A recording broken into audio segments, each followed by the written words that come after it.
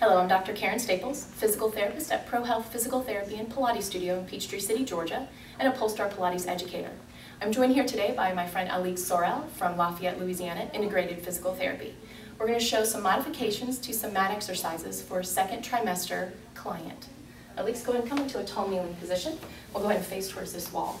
So the important thing in this tall kneeling position is getting her aligned. We want to think of the body as rings. We have our pelvic ring with some space that's being held in by the baby at this point.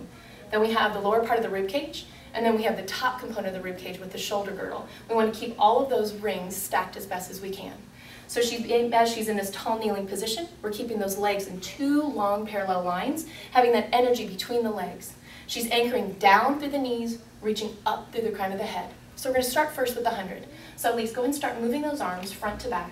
And as she's in this position, this is a good way to start getting that breath in through the nose, out through the mouth. She's trying to get that nice circular breath through the entire rib cage, both the back as well as towards the front, concentrating on getting that good airflow, getting that good movement. And as she's moving those arms, there's some little resistance that she's creating herself against an imaginary fluid part of water. Now go ahead and pause. So now we're going to move into double leg kick. Elise is going to take her hands back behind the small of her back.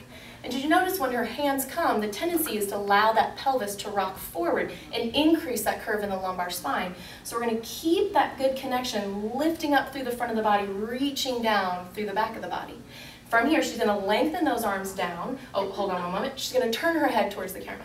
So now from here, she's going to lengthen her arms down, reach through the upper back, maintaining that good lift through the front of the body, looking up to where the wall and the ceiling meet up above.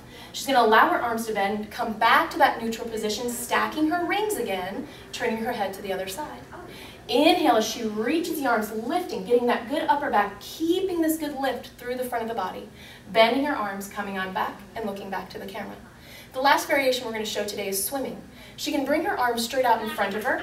To allow some more length, she can bring those arms all the way overhead.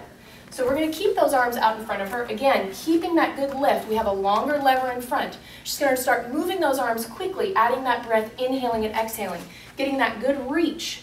Legs down, reaching the crown of the head up. Everything connected through the middle, stacking those rings on top of one another. I'm going to pause, Alix. Thank you. Thank you for joining us today. We'll see you next time.